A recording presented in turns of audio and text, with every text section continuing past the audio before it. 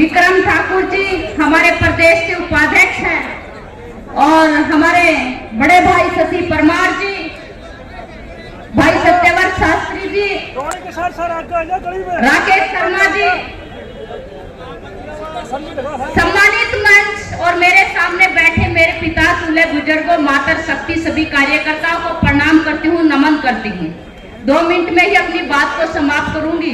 क्योंकि एक चीज मैं आप लोगों को याद दिलाना चाहती हूँ। थोड़ा पीछे जाइए, 2020 में जो कोरोना का दौर था, अगर उस कोरोना को दौर अगर हम याद करेंगे तो आप लोग पाएंगे कि अगर उस कोरोना के दौर में जब पूरे विश्व के अंदर महामारी मची हुई थी, हाहाकार मचा हुआ था, तो उस टाइम जनता के और जनार्दन के बीच में अगर कोई व्यक्ति आपने देखा होगा जो अपनी जान जोखिम में डालकर अगर आप लोगों की सेवा कर रहा था, तो भारतीय जनता पार्टी का कार्यकर्ता था, भारतीय जनता पार्टी के नेता आपके बीच में। बात मैं करूं हमारे सांसद जी की, तो कुछ लोग अभी जाते गांव में कहते हैं कि सांसद जी आए नहीं। मैं तो आपको बताना चाहती हूँ कि वो कोरोना के दौर में भी सांसद जी आप लोगों के बीच में थे, सेवा कर रहे थे। अगर कांग्रेस वाले आए तो उनसे पूछ लेना कि जब वो एसी में महलों में सो रहे थे कोरोना के दौर में, कार्यकर्ता और हमारी जो जनता थी जिनको सबसे ज्यादा सेवा की जरूरत थी, उस टाइम पर वो कांग्रेस के लोग, कांग्रेस के नेता कहाँ पे थे? जब यहाँ तक कि कांग्रेस के अगर युवराज की बात करें तो वो तो विदेश में भी घूमने चले गए थे। ऐसे लोगों के हाथ में आप सत्ता सौंपोगे क्या? मैं तो आपसे पूछना चाहती हूँ, ऐसे लोगों के हाथ में सत्ता सौंपोगे? जब जनता को सबसे ज्यादा सेवा की जरूरत थी, उस समय अगर वो विदेश में घूमने गए थे तो वो न हमारी कभी सेवा कर सकते हैं और न ही हमारे सुख दुख में कभी शामिल हो सकते हैं। अगर सांसद जी की मैं बात करूं तो एक बार मैं सांसद जी के साथ बैठी हुई थी और सांसद जी के फोन पे फोन आया,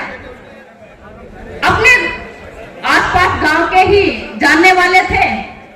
तो उन्होंने फोन करके कहा कि सांसद जी मैं ऐसे ऐसे पंजाब में आया हूं और भैंस लेने आया हूं, और ये भाई जो है वो कीमत कम नहीं कर रहा है, आपसे बात करवाता हूं और उनको बोलिए कीमत कम करवा दे। सांसद जी ने, अब जानते तो सांसद जी भी नहीं, पंजाब में क्या पता कौन है भैंस देने वाला और कौन व्यक्ति है जो सांसद जी को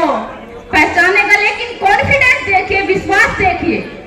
क्यों जनता के अंदर कितना विश्वास है सांसद जी के प्रति, कितनी कॉन्फिडेंस के साथ फोन कर दिया। और सांसद जी ने फोन पर कहा, भाई ये हमारा कार्यकर्ता है और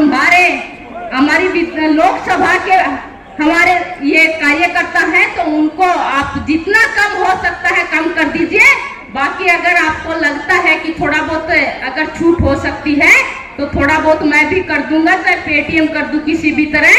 तो ये एक विश्वास है सांसद जी के प्रति, और सांसद जी ने कहा और उस व्यक्ति ने माना भी और उनके कुछ पैसे कम करके भैंस भी दे दी। तो ये विश्वास है सांसद जी के प्रति लोगों का। तो मैं आपको इतना ही कहूंगी कि ये चुनाव जो है, ये चुनाव कोई आम चुनाव नहीं है, ये चुनाव राम भक्तों का और राम के जो विरोधी हैं उनके बीच का चुनाव है। क्योंकि आप सब लोग जानते हैं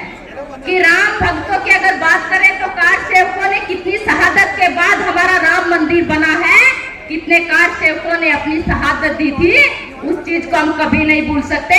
अगर हम साक्षी बने हैं, अगर राम मंदिर बना है तो हम सब साक्षी हैं उस चीज के कि हमारे आंखों के सामने वो राम मंदिर भव्य दिव्य और नव्य मंदिर हमारे आंखों के सामने बना है, जो कि प्राण प्रतिष्ठा का जिस कांग्रेस ने निमंत्रण भी ठुकरा दिया, वो भगवान राम का अस्तित्व को भी नहीं मानने वाले ऐसे लोगों को वोट देकर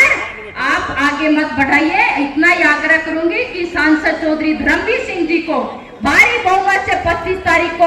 कमल का बटन दबाकर आप भारी बहुमत से जिताकर भेजिए। इन्हीं शब्दों के साथ बहुत बहुत धन्यवाद, बहुत बहुत आभार। बहुत बहुत धन्यवाद बहन जी।